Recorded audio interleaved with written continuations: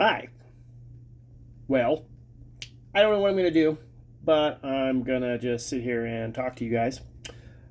This will be the official, unofficial Soup with Ben Call Up a Pilot Project, Part 2. And today we will be eating some delicious homemade ramen that I use with some better than bouillon beef stock and some keto ramen noodles.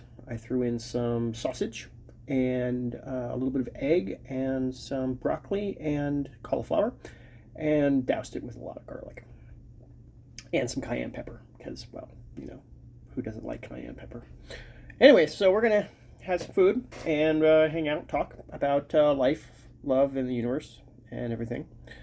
But I'm really hungry, so I'm going to eat some of this, so enjoy. Mm. Mm-hmm.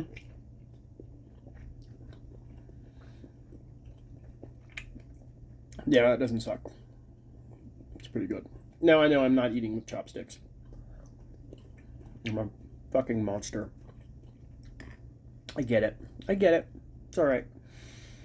So we're living in a weird world right now. Geopolitically, we are dealing with what happens when you decide to make an entire society based off of supply line economics with on demand.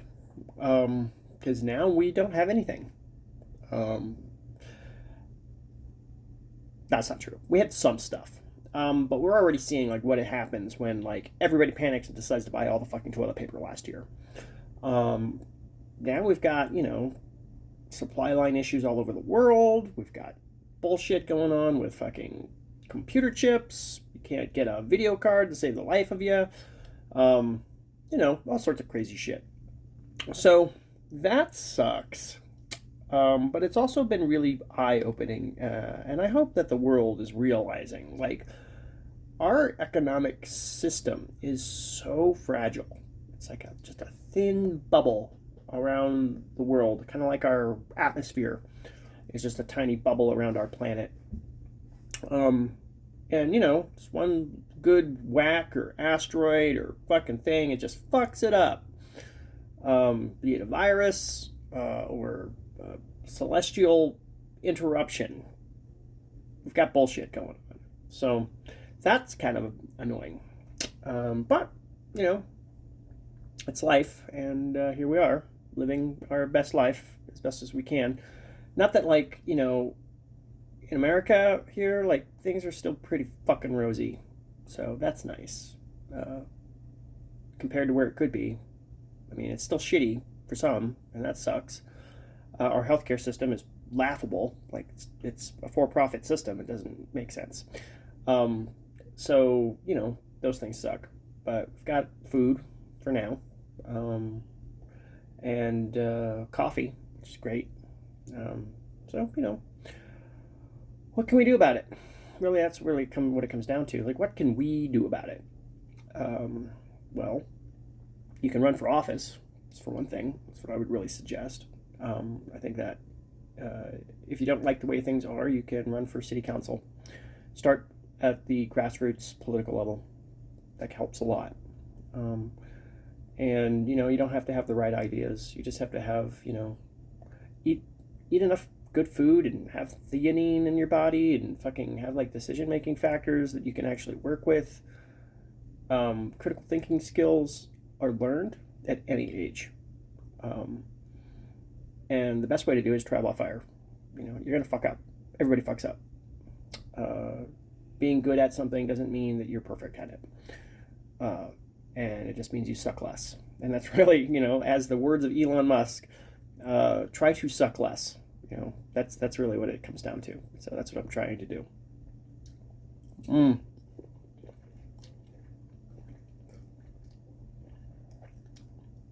Tell you what doesn't suck. This soup. Soup is pretty good. So how are you? You doing all right? Calling your mom? Drinking some water? Um, the holidays are fucking crazy. Um, yeah, I actually went online looking for like counseling. Um, You know, I think everybody needs to do that in their life. I think everybody needs a little bit of counseling. I think it's important that we like take our mental health seriously, especially in this fucking country, in this world.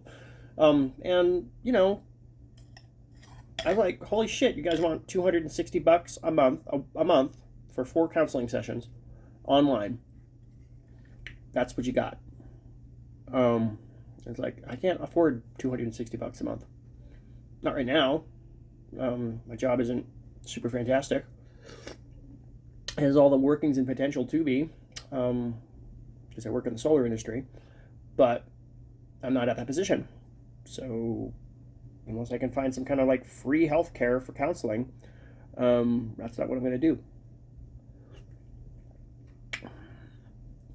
But you know, I know some people can't afford $260, or their insurance can afford it, and that's great.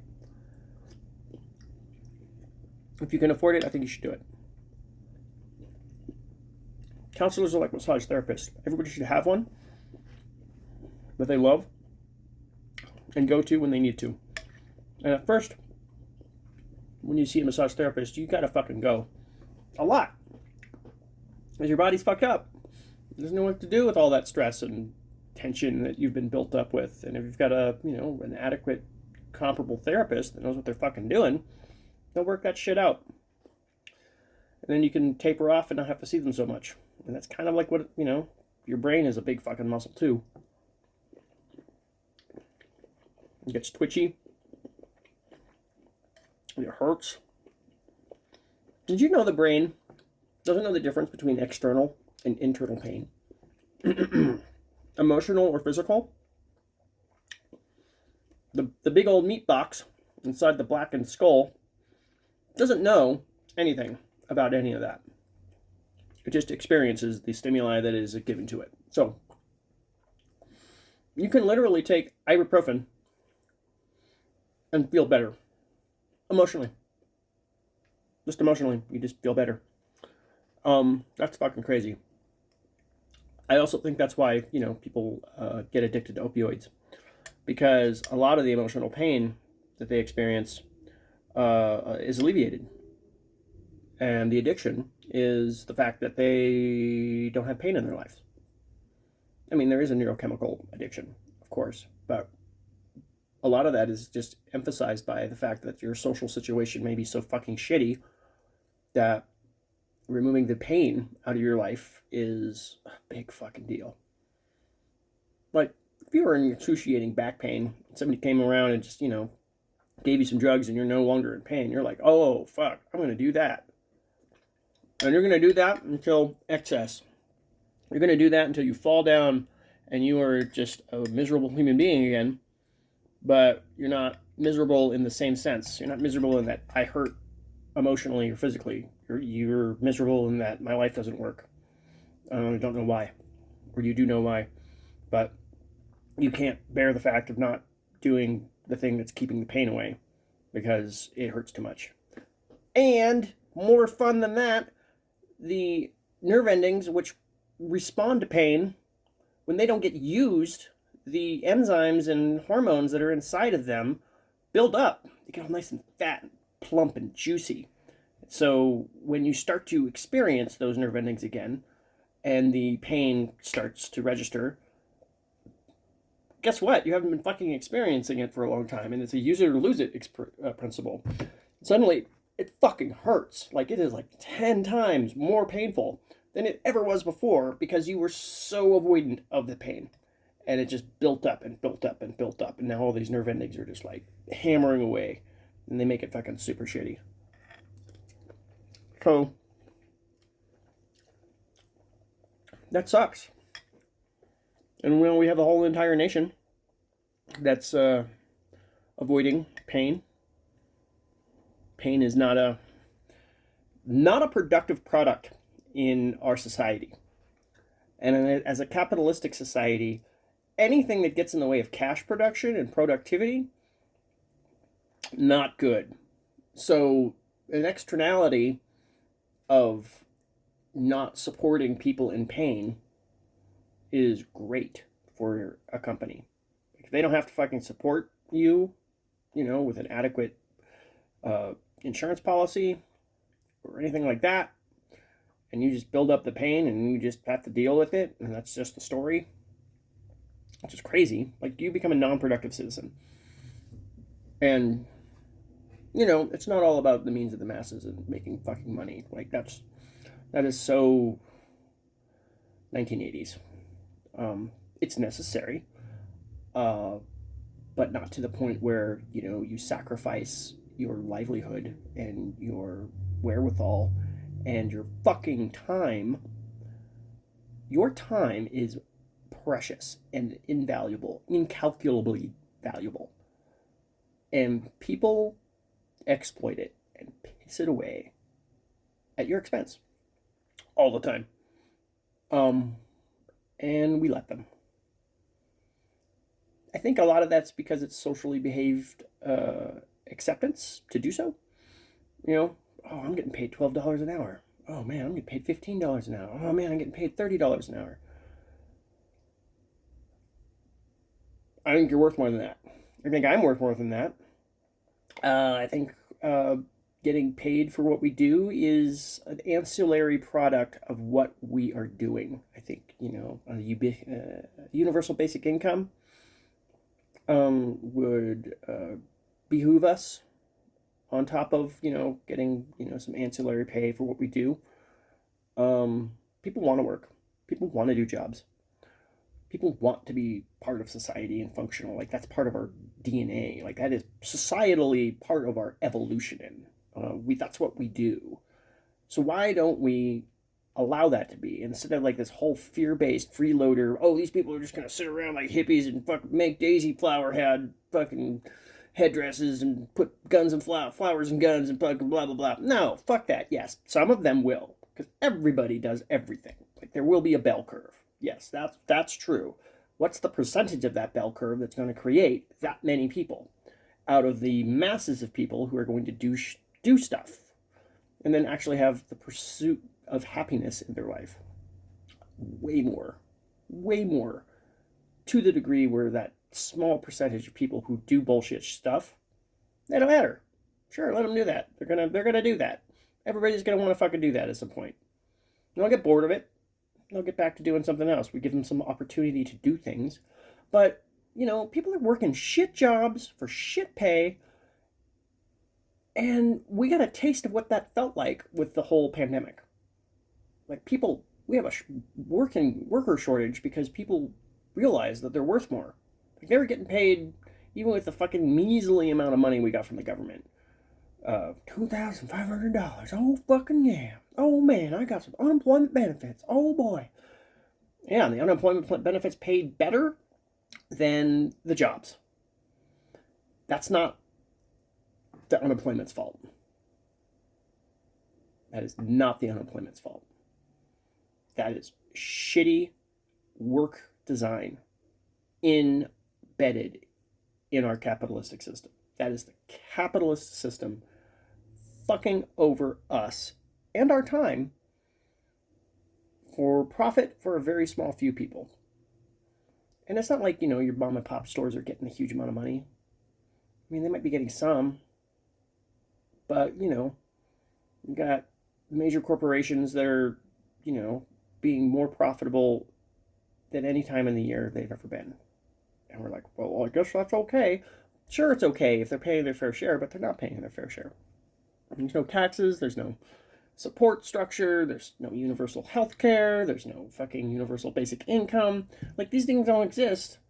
And that people are dying in the streets from, like, cold, starvation, no education. It's just, this is not working.